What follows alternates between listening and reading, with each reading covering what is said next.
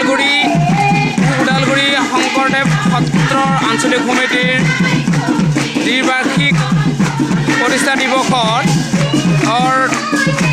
মুকলি সভাৰ প্ৰাক মুহূৰ্তত বটাবাৰী সত্ৰৰ আইসকলে প্ৰদৰ্শন কৰা থিয় নাম, এক সুন্দৰ থিয় নাম।